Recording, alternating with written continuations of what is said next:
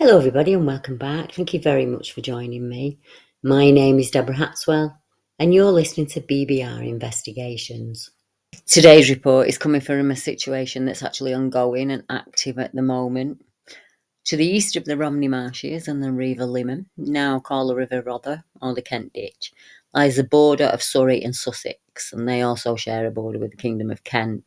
Now, this area is rich in cryptid history here in the UK, with sightings of strange creatures going back centuries. But would it surprise you to know there are also many modern-day reports of ape-like creatures known as woodwolves or wild men, and their canine counterparts, the werewolves and dogmen. I was recently in touch with a lady when we met in one of the many Facebook groups, and I was delighted when she joined our BBR Facebook group and shared her experience with us. Daisy lives where the borders meet in a beautiful area, and she's had experience with the canine wood dwellers for around 2 decades now. Daisy has lived in the area her whole life, and I feel she's connected to the land and nature, as we all were once, before concrete lay beneath our feet. Now, the area of the farmland and woods are being held secret, as this is a family home. And Daisy said, "Hi all, I live on the Surrey-Sussex border on a farm I was born on. The farm's surrounded by ancient woodlands, and there's a brook with a waterfall at the bottom of the back garden. There are lots of streams, underground springs that go into these woods, and I have a very deep connection to this ancient place. I never married. I stayed with mum and dad because basically I love it here. I don't want to leave. So my mum passed on 4 years ago now, so I look after my dad. Still works 5 days a week on the farm. I'm telling you this so you understand why often I have to do some things in halves, like maybe in reporting this, just in case Dad wants something, as he keeps me pretty busy. And I'm an outdoor person. I like to be outside. I'm always outside, walking around day and night, exploring the woods and the streams. I know all the sounds of the animals here, and I can lie in bed listening to the waterfall and the badgers and the deers barking, foxes. We've seen big cats here on the farm, and people in the village have seen them too. My story's strange, but here goes anyway. Around 18 to 20 years ago, I was walking down an old cart track with my 2 dogs, nearing a bend in the track that you can't see around because of the way the trees are situated. It was a beautiful sunny day, about 10 a.m. I was deep in thought, walking along, looking at the ground, and the dogs were just a bit ahead, and they were just sniffing around. The first I knew that something was wrong was when the dogs ran back to me and snuck in behind me. I looked up, as a creature I know now as a dogman came around the bend, doing the same as me. He was wandering along, minding his own business.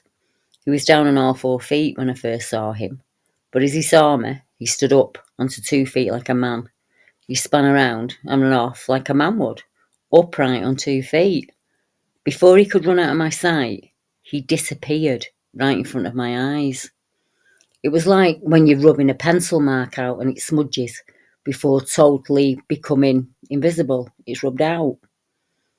Standing upright, though not as straight as us, he wasn't as tall as you hear on TV. I'm 5'2". He was maybe just 6 feet. He was a beautiful colour brown with like gold and ginger highlights within it. The majority of his hair was probably 3 or 4 inches long, but it was longer in other places. His back legs had stifles and hocks like a dog. His shoulders were huge, so big it gave him a hunched back appearance. His front legs were definitely more like arms. He had a muzzle, but it wasn't long like you see on TV. I didn't feel malice from him. In fact, I felt totally the opposite.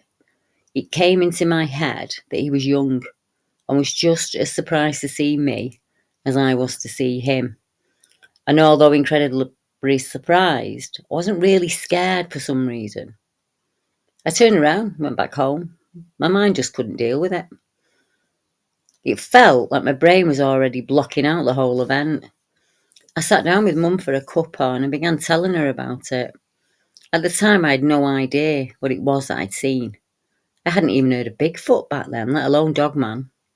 At some point that same summer, Mum was walking along a different track with her dog, and she came to a big old maple tree, and she said that as she looked at it, the tree started to shake. Again, it was a beautiful sunny day with no wind to speak of. My mum stood watching, and the shaking of the tree got stronger and more intense. And Mum saw the face of a creature that was glaring at her from inside the top branches of the tree. Mum's an incredibly strong person inside. She's been through so much in life. In fact, I've never met a stronger person. But that creature and the experience scared her a lot. Over the years, things would go quiet with just the odd thing happening, like livestock on the farm being scared. We always put it down to big cats.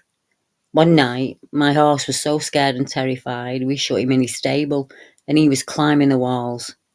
Me and Dad spent a few hours that night wandering around the stable with shotguns each. Then, one day, I asked Mum to come for a walk with me because I'd noticed she wasn't going up to the woods anymore. She came with me because she said it's winter and you can see through the trees as they were bare of leaves. While we were up there, she said she'd enjoyed our walk, but she wouldn't ever go on her own again, or when the trees are in full leaf, as you can't see ahead of you. And I thought it was because of the creature in the tree. But she said she'd also seen something walking in the woods that was even worse. Mum loved walking in the woods, but after the two encounters she only ever walked in the fields after that, out in the open. One night I stood under the big oak tree on the farm, looking at the moon, and I could hear something wandering down the hedge towards me, obviously not knowing I was there, and I could hear it breathing. Not like the sound it would make if it was out of breath, as this was more of a really deep, heavy breathing. I stood there for a moment thinking, it's just a deer. But as it got closer, I realised it was way too big for a roe deer, and we don't have red deer here. Then I heard it grunting, and another weird noise, and I thought that maybe it smelt me. So I left and went home. Other things have happened since then. In January of 2023, around the full moon, I wanted to stand outside in the garden and do my thing. But because of all the things that have been happening, and at that point we're often around more, I was too scared at first. But about 2 a.m, the moon was stunning, and I thought, bugger it, I want to be outside. I've got to do this for myself. So with my dog on his lead, we went to the bottom of the garden, beside the brook and the stream, and there were a few trees down there. My dog was instantly unhappy. Normally, he'd be pulling and sniffing, wanting to do his own thing, but he was right beside me, tail down, and then I felt it. We were being watched. I describe it as feeling intimidated, and the voice in my head kept saying, go back indoors, it's not safe. But I was determined to get over the fear and do what I've done all my life. So I stood by a big old laurel tree, looking at the moon.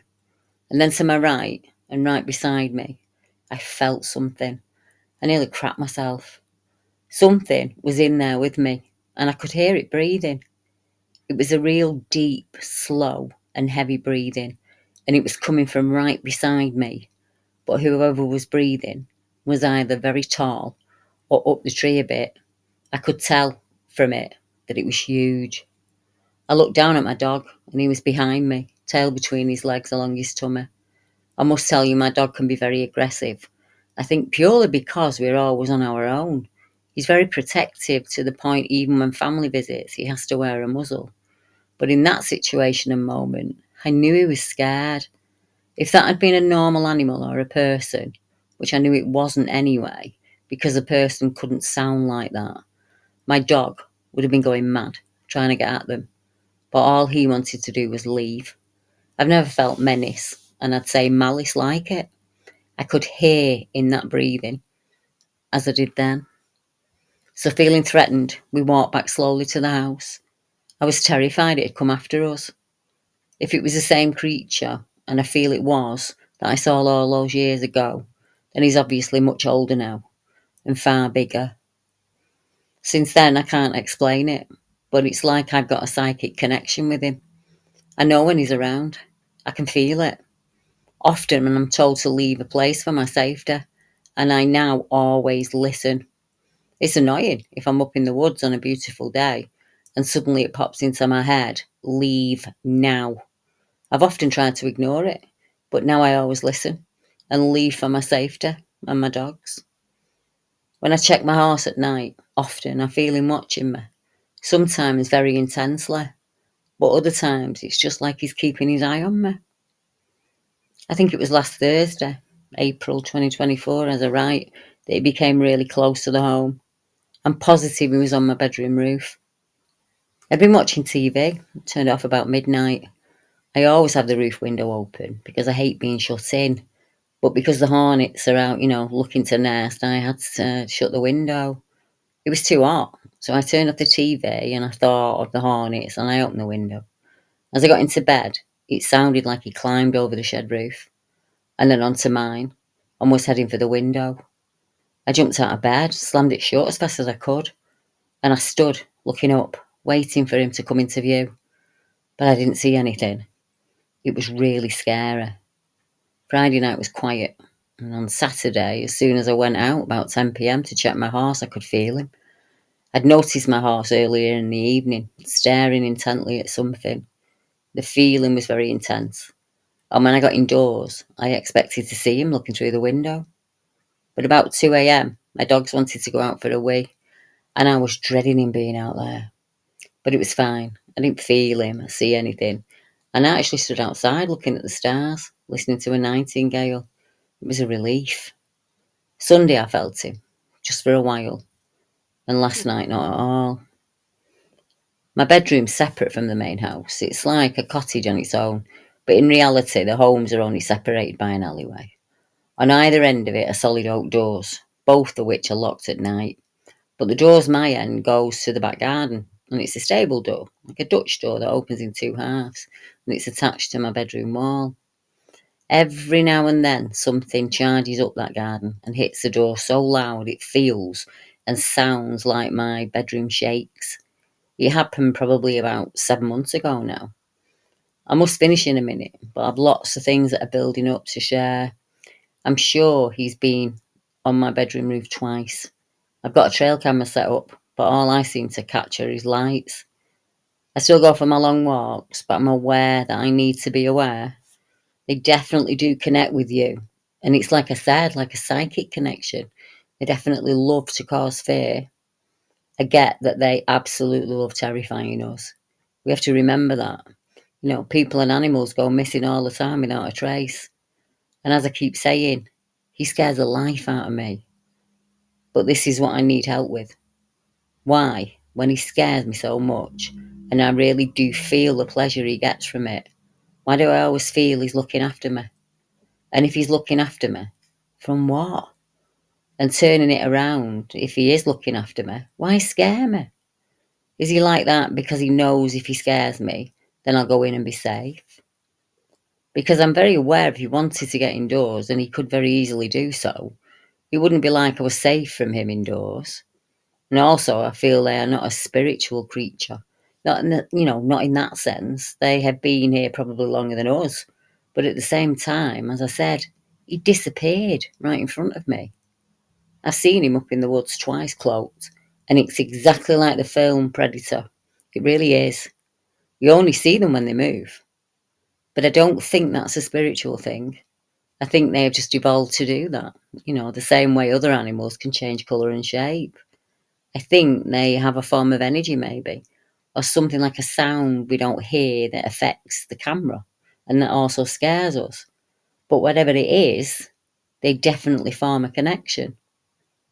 I've got nothing to gain by sharing this. If you don't want to believe me, that's up to you.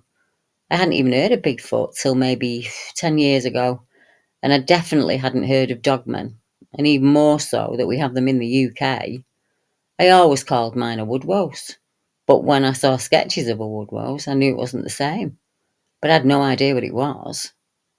I think when I saw a werewolf on TV, I thought of my experience, but instantly decided, no, it can't be. But now I know what he is. I keep going back to the connection they form. As I said, I was born here. I have a very deep love for this place. And I understand completely when, people who've had encounters say they're terrified of seeing it again. But at the same time, they want to see it again. Personally, I don't want to see him again. The fear I feel sometimes from him is horrible. And all I want to do is go indoors and feel safe. Though I believe 100% if he wanted to get me, he would get in my walls like they were made of tissue.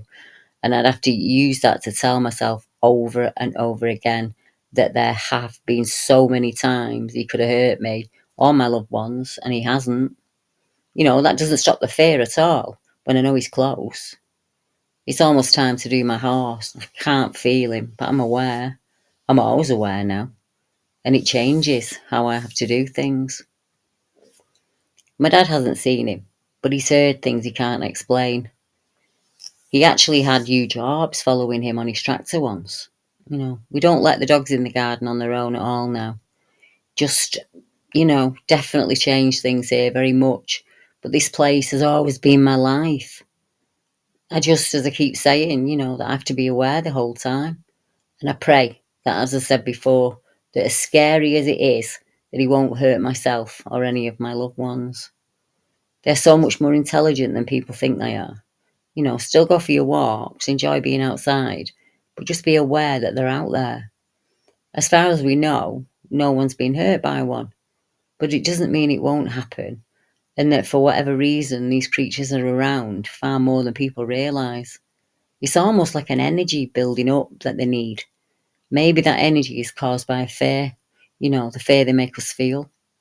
It's the only way I can describe it. Stay safe and keep your animals safe, but also enjoy being outside. Daisy. I think Daisy's story is really compelling, and it reminds me so much of other stories that I've taken, and she might as well have just reached into my brain and pulled out my thoughts.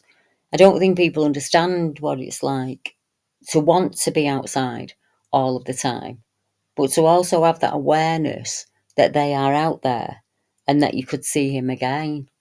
I don't want to see what I saw again. I really, really don't. Seeing the dark flashing figures is bad enough, but I don't ever want to come face to face again with the thing that I saw in 82. But I love being outside. As I sit here now doing this, it's lovely and sunny for the first time in weeks. All the birds are out and they're singing. And it'd be nice in the garden. But once it goes dark, I have to come inside. And like Daisy, I've pushed that fear to my absolute limits. I forced myself to stand out there in the dark. And even I still struggle with that. It never leaves you because it was so unexpected. If somebody told you 2 months before it was going to happen, you can prepare yourself for it. You can steel yourself for it, get ready for it, dig in. When it hits you straight in the face like that, she walked around a corner and came face to face with a creature that 99% of people would say did not exist. But I speak to those people often, and there are so many of us out there. It reminds me of Katie and the Dogman at the bottom of a garden, and Tracy and Bella in the northeast, and Fred in Bedford. And I could carry on. There are so many reports in the Surrey, Sussex area, stretch out across Romney Marshes. We've had them in our history since day one, and it's time to wake up. They are out there, and we need to be aware when we're out in the forest, when we're hiking or biking or walking with the kids or the dog. Just keep your eye on things. And if you have a feeling to leave, listen to it. Turn round and go in the opposite direction.